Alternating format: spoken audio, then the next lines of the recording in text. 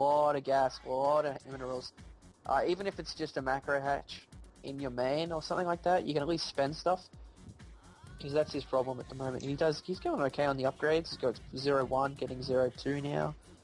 But Jaden should really transfer those probes back. He's getting a mothership, which is probably just a little bit too eager. It's a little bit too eager right now. Well, my liking. I don't know if you saw the match between Machine and some... What was that match where he used a whole bunch of Blink Stalkers? Yeah, Blink Stalkers. So basically, so instead of the mothership being offensive, it was just purely used defensive. So he could theoretically move his Void Rays to a position, snipe out the lair, and just recall his Void Rays back, because he has 4 right now. And this is the patch where the Void Ray speed was taken out. Yeah, the upgrade was taken out, but the general speed is still the same. The problem was, once they had the upgrade, not even mutas could really catch them. Oh yeah, I remember that. So... That was a little weird. So we do see a small army being moved out by Nufa right now. He does have an equal amount of Roaches and Hydras with a couple of Links just to act as meat shields. But Jaden is going to see this and respond. He is... I think he's making the right choice. He's not going to engage this army right now because he knows he's at a disadvantage. He's going to warp in a couple more Zealots. I think he should actually need a few more Stalkers, but it's going to be a pure Zealot army with a couple of Stalkers and Void Rays coming in, and they are slicing away at these Roaches and actually doing a really good job in picking them off. All the Zealots actually able to tank all the damage for the Stalkers, and right now they're just cleaning shop, and if Jaden pushes out right now, he could actually make a significant damage, but right now we do have Zealots in the middle line, and I don't know, Unstable, what do you think? Who are you going to give the edge to? Right now, Jaden, simply because there's no saturation on these bases, so he doesn't have the income that he wants. He really should have gotten a third a lot sooner. Other than that, he's doing okay. He still needs to not forget about his creep spread. But it's probably going to end up now. Yeah. But yeah, like I was saying, the mothership used offensively was talked about in the beta. But I think it was by Tyler. He was talking about people are trying to use the mothership the wrong way, because you can, like, so many times in late games EVP, you are being abused for your mobility, like your Protoss army's mobility, and like as soon as you got 4 bases or 5 bases, so you split the map, and you're pushing up at a Zerg's main, and then the Zerg counterattacks you. That's probably the hardest point, and yeah, this game's over. Don't tech switch like that again. Ever. It's pointless to go to mutas right now. Especially since he's got Void Rays and Phoenixes and Stalkers. It looks like he's going to go for a base race. I don't know about that. But that was probably the worst possible tech switch he could have decided on. Pretty much, when you're looking at this unit composition, which is Zealots, Stalkers, things like that, you want to mass Roaches and Hydras, because there is no splash damage in this army. Yeah. Which means the more Stalkers and... the more Hydras and Roaches you have, the more effective they're going to be. The reason people get High Templars and Colossus versus this kind of unit mix is simply because of the splash.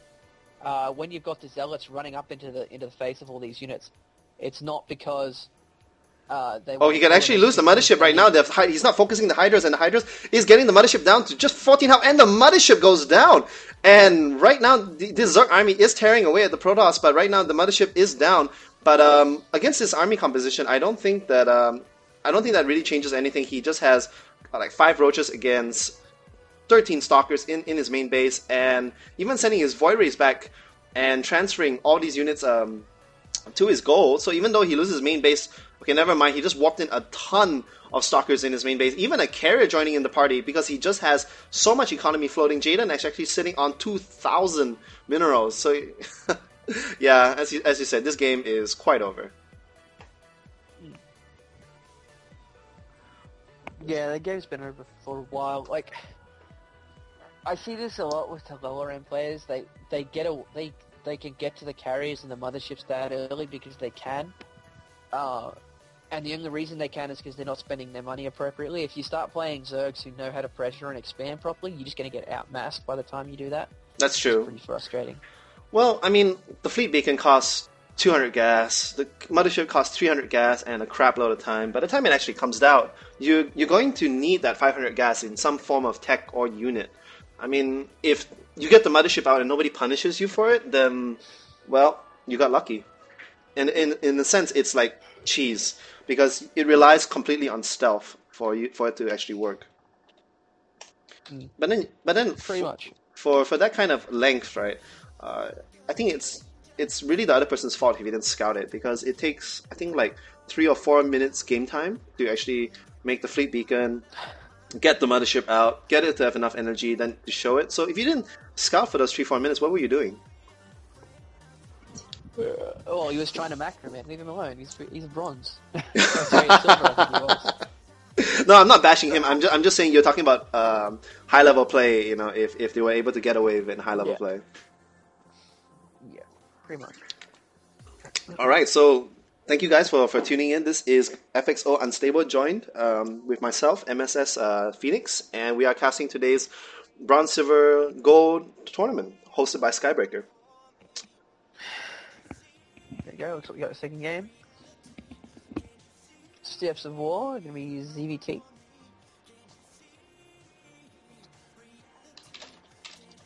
I kind of want Nightspike to complain about the map so we can get... Oh my god, it's Steps of War. I mean, I'm Zerg. Nah, I don't mean shit. But you know what? I honestly think it's just so people can have something to talk about, because if you didn't complain, then it can get a little bit boring. But anyways, let's go into the intro.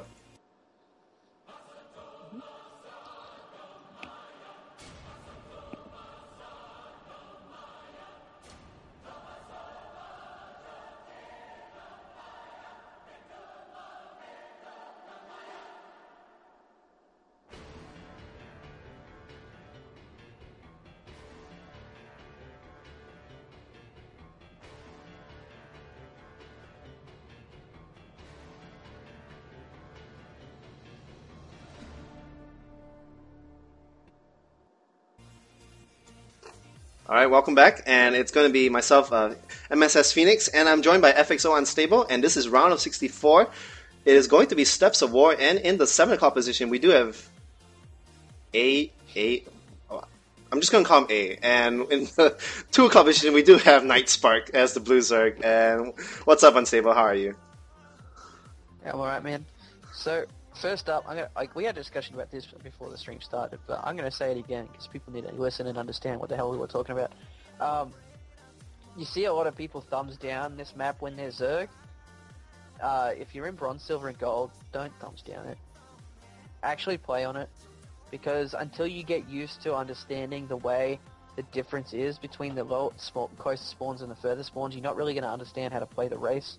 Like, sure, you hear all those top pros complaining about this unbalance or this is really hard for Zerg. They say it's hard for Zerg. They don't say it's impossible. And there's a difference there. When you're at this level and you're playing different maps, I'd put every cent I have on the last thing that's going to make a difference in the game is the balance of the map at this level of play. There's so many different things that are going to affect it first. Yeah, and that's absolutely true. And actually, if you were to play on a quote-unquote slight disadvantage, you actually learn and you improve as a player. So even though you may lose that one match, it's actually going to help you a lot more in tournament play. Like, what was the other imbalanced map that, for example, like, a lot of people complain about Lost Temple when Zerg is playing Terran because of that cliff, and then what the Terran could do is they could bunker up and then just get that quick medvac and siege tank out and then siege the natural. Well, Hydra would just spam games against his partners and ask them to do that over and over and over and over again, even though quote unquote it is at disadvantage. Then he learned to fast attack, he learned how to put spine crawlers, he learned how to put his roaches, and he just learned to deal with it, and he got better at it. And after a while, after people learned how to deal with early tank drops on Lost Temple, and suddenly it wasn't balanced. Suddenly it wasn't a problem anymore. Suddenly it was a balanced map. So yeah, perceptions do change. It's mainly about your attitude on how you want to react to it. And we see very interesting play. A very late gas by Nightspark and just going to get his Roach Warren right there. So he is only producing a handful of lings. Well, actually, it's quite a few lings, 8 lings out. And it does look that A is going to... Unstable, how do you say this name? I think he's going to be safe for quite a while. Ain? Alright. So Ain should be safe. Yes, but yeah. Yeah. I mean, he should just be safe, because what I was a little worried about his wall off in the beginning is I saw that many Zerglings. It was possible for Nightspark to go for a Baneling Bus, but it doesn't look like that because he's being super, super defensive, already getting a Spine Crawler in his base, even though he has no idea what AN is building. Yeah, I'm kind of surprised he didn't get a scout up that ramp so early. Like, there's no excuse for you not to get a drone into a Terran's base ever. Like, even on the 4-player maps. If you send your drone out on 9 scout, which is pretty standard, you're always going to get in before that supply depot, so you know what kind of stuff is coming here. Because this is exactly what you need. Like, we're 5 minutes into the game now, and also, your first Overlord should always be at the other end. Think of it this way. If you're playing Zerg versus a Terran, that first Overlord you have automatically, that's going to die before 10 minutes of the game. You should kill it. Expect that to happen, because you need to see how we're getting marauded. Okay, we'll ignore that for now, but we're seeing Marauders, Marines, and we're seeing a factory with a Tech Club with siege mode on the way, right? Oh. This is the information you need to see to react accordingly, because if you see siege mode like this, for a Zerg, you know you A, can fast expand, because there's no Marine Marauder coming at your face, and B, you know you have to control this middle ground in the middle, because the biggest problem Zerg have with Terrans is once they're set up and they're in position, it's very difficult to actually take them out. But because it's also difficult to take them out when they're in position, when they're not in position, they're very slow, it takes them a while to set up, things like that, and that's why you want to have control of the middle so you can catch them off guard. And that's where creep comes in. The further the creep is, the more time you have to see things coming, as it does give vision to the Zerg players. So we do have... Yeah, I'm seeing the same kind of mistake. Yeah? Yeah. He's only on 17 drones. Yeah. What you want to do is you want to pick one or the other. Alright. When you're playing versus Terran, you're either going for Roaches or you're going for Banelings. Reasoning behind that is, if they're going Hellions, you need the Roaches to deal with the Hellions. If they have Hellions, they're not going to have anywhere near as many Marines and Marauders, which means you don't need the Banelings. Alright. Precisely. The flip side of the coin is it's a lot of Marines and Marauders, which means Roaches aren't as effective, but they're also not going to have Hellions, or they're going to have so few Hellions, it's not going to make a difference between your Lings and Banelings. So this is where that sacrificed Overlord, that first one, will come into play, because you'll be able to see that kind of stuff and see how to react. See, if Nightspark had seen which tech path to choose, he would have had enough minerals for an expansion already. Precisely. I think would have been on its way. I think even right now is even scouting with the factory that he doesn't need, because he's making a start for going into 1-1-1. But if you notice, Nightsparks, this is his second Overlord here by the goal. This is his first Overlord here by the main ramp, and they should be over here to the left and over here to the right to see this, because what Ian has actually basically done was built in just enough units to defend his natural, and he's just going to, well, it's not a fast expand, but he's going to expand over here.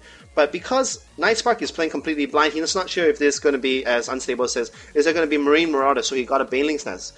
Is it going to be Helens? He doesn't know, so he got a Roach Warren. And even now, getting a Spire. So right now, he's really undecided. And Ian is actually going to come in here with his factory, and this queen is going to poke away at it, but this factory is going to come in here scot-free, see everything, is going to realize that there is no saturation at the main, there is no, well, only the hatchery just coming now, and he could actually be free in the clear right now just to push out and crush the Zerg. So, as I say on my cast before, there are 3 ways to play. You can play either macro, you can tech up, or you can build an army. So, by building all these early tech structures, you should be making an army to attack, but because you are sacrificing essentially economy for that. And if you look on the harvesters by Nightspark, he's at 17 versus 32, and he has all this tech which he went for. It's like he went off for that tech list like for an early rush, then didn't rush, and because he didn't deal damage with that rush, he's behind. Well, the game's going to end in a second anyway, but this is a perfect example of going into a game without a game plan. He just didn't really have a clear choice of what to get. He's getting bits and pieces of everything.